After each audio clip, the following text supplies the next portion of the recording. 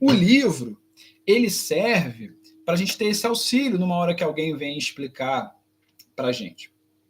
Mas às vezes eu tenho o livro e está demorando, né? Por mais que eu tenha o livro, existe a explicação, a interpretação de cada linhagem do hinduísmo. O hinduísmo é um mar de religiões, filosofias, seitas. A palavra hinduísmo é uma palavra tão abrangente quanto cristianismo, sabe? Você imagina alguém que vira para você e fala assim, eu sou cristão. Cristão? Não quer dizer nada. Porque um cristão pode ser um católico, pode ser um ortodoxo, pode ser um espírita kardecista, pode ser um protestante, todos eles são cristãos, percebe? Mas eles são bem diferentes na sua prática, na sua interpretação do cristianismo, concordam? Um católico, um ortodoxo, um espírita, um protestante, todos são cristãos, se dizem cristãos, mas são bem diferentes. O hinduísmo é a mesma coisa, você tem essa cultura, que é o hinduísmo, e dentro dela você tem várias linhagens, várias religiões, várias filosofias que vão ter práticas diferentes e vão ter certas visões filosóficas diferentes uma das outras, mas vão compartilhar, vão ter como semelhança os mesmos textos religiosos, como a Bhagavad Gita, que a gente vai estudar. Obviamente, cada professor ensina a linhagem a qual pertence. Uma coisa que eu vejo muito acontecer no Brasil e no mundo, e eu não faço, é as pessoas falarem para os alunos de uma forma que só a tradição delas existe ou que só a tradição delas é certa. Eu não gosto disso. Eu gosto de deixar bem claro para os meus alunos, para os meus amigos que estão comigo aqui assistindo. Olha, eu ensino a minha tradição, que é o Vaishnavismo da Bengala. Existem muitas outras. Shivaístas, monistas, shivaísta da Caxemira, tradições do Sul, tradições tântricas, um monte de tradições do hinduísmo, que você pode colocar aí no Google e aprender com um monte de gente. Mas aqui eu ensino a minha tradição, porque foi a que eu aprendi. E ela não é a única, e ela não é a mais certa. É a que eu mais gosto, por isso que eu escolhi para mim. Espero que vocês gostem dela também, porque eu acho ela muito legal. Sabe? Essa é a minha ideia. Mas eu acho isso muito ruim, sabe? As pessoas por aí falando, a pessoa fala da tradição dela como se a tradição dela representasse o hinduísmo. E não é verdade. O hinduísmo tem várias tradições com várias interpretações e práticas espirituais distintas. E que todas são interessantíssimas, belíssimas, incríveis.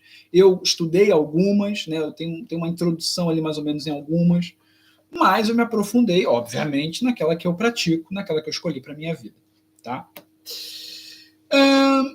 Uma coisa em comum de todas as tradições, que é importante também a gente lembrar sobre a Bhagavad Gita e os textos sagrados. É uma tradição oral, como eu falei para vocês. O texto serve de apoio para a tradição oral. No entanto, o que é muito comum desde o início dos tempos, lá na Índia, há muito tempo, que você tem o texto sagrado, por exemplo, a Bhagavad Gita, e aí os mestres dessas tradições pegam os textos sagrados e fazem comentários a respeito daquele texto sagrado. Por isso que você vai ver várias traduções da Bhagavad Gita. Você vai ter as traduções do Hare Krishna, da minha linhagem, traduções de outras linhagens, traduções de acadêmicos. Mas as traduções tradicionais, sempre vem acompanhada de comentário do texto. Eu quero a Bhagavad Gita sem comentário. Tem por aí, você pode achar. Ela é boa? Não, não é. Por quê? Porque você não tem contato com a tradição. Não, mas eu sei ler, eu sou alfabetizado, eu tenho graduação, pós-graduação, não sei o quê, eu trabalho com letras, sei lá, vamos dizer. Eu sento aqui, eu leio o texto e eu vou entender. Não vai. Não porque você não é capaz. Não porque você tem algum problema. Pelo contrário, você pode ser inteligentíssimo. Mas porque existe dentro desse texto, primeiro, um contexto cultural que você não conhece. Estamos falando de um texto de 2.000 para mais de 2.000 anos de idade. Tá? Então, ele não é um texto da Índia. É um texto da Índia de 2.000 anos atrás. Tem palavras e termos aqui, situações aqui, que a gente não faz ideia do que significa. E se você não entender o simbolismo desses termos para essa cultura, você perde o significado do que o texto está dizendo. Então, sem o comentário, você fica perdido.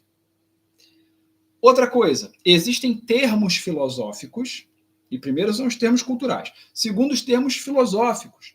Existem termos filosóficos nesse texto que são muito importantes da filosofia indiana e que cada linhagem vai ter a sua explicação e importância para aquele termo.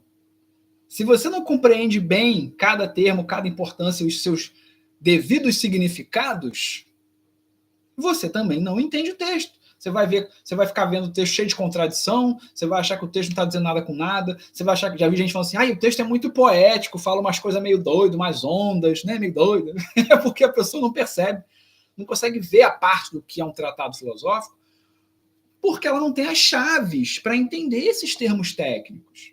Então você precisa de, no mínimo, um guia, alguém que escreveu o texto, traduziu e explicou. No mínimo. No mínimo. Mas para você entender bem, você precisa do texto, do comentário e de alguém que te explique o texto e o comentário. Aí você entendeu, show. Aí você entendeu caprichado. Aí você está bem na fita. Seja de qual tradição for. Essa coisa do vou ler e vou ter a minha interpretação, gente, foi mal. Não rola. No hinduísmo, não rola. Vai estudar outra coisa. Tem muitas outras coisas interessantes aí que vocês podem ver no mundo. No hinduísmo não funciona assim. No hinduísmo, nós, todas as pessoas, estamos em ignorância, né? Estamos sem ver as coisas direito. E aí precisamos que alguém que enxergou as coisas como elas são, que aprendeu a ver as coisas como elas são, passe esse conhecimento para a gente, para que assim nós passamos a conseguir a enxergar as coisas como elas são. Então, como é que eu vou tirar a minha própria... Eu estou cheio de sofrimento, estou cheio de dúvida na vida, como é que eu vou ler e eu vou tirar... Já estou em dúvida, minha vida é uma grande dúvida. Alguém tem que vir e me encher de conhecimento, e me dar o conhecimento. Tem um ditado indiano que é muito bonito dos Vedas, que fala assim, uma vela não se acende sozinha.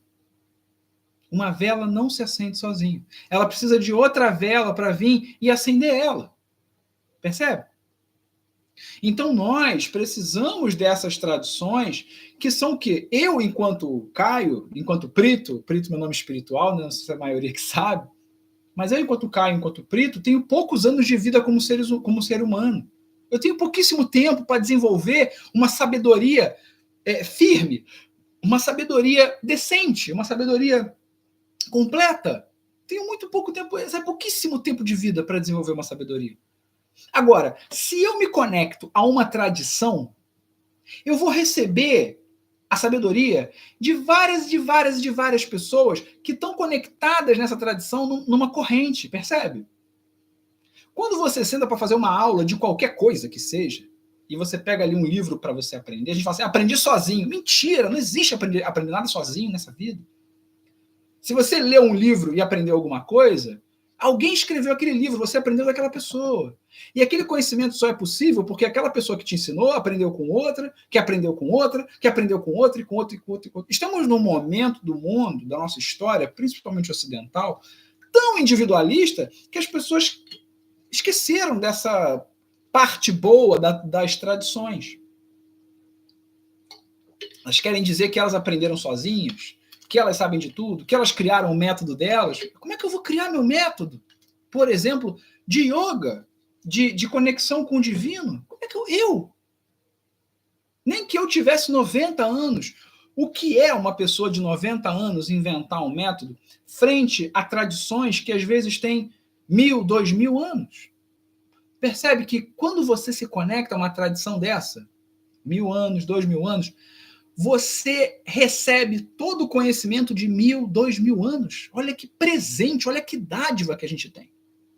E aí a gente hoje, sabe, no Ocidente, no Brasil, em Portugal, aqui onde eu estou, a gente consegue se conectar com essa tradição de 2.000 anos e receber todo esse conhecimento de toda essa galera que veio antes e deixa para a gente, sabe, manter vivido esse conhecimento para que hoje a gente tenha esse conhecimento, aprenda com ele e melhore a nossa vida, melhore a nossa qualidade de vida, melhore a nossa conexão com o divino.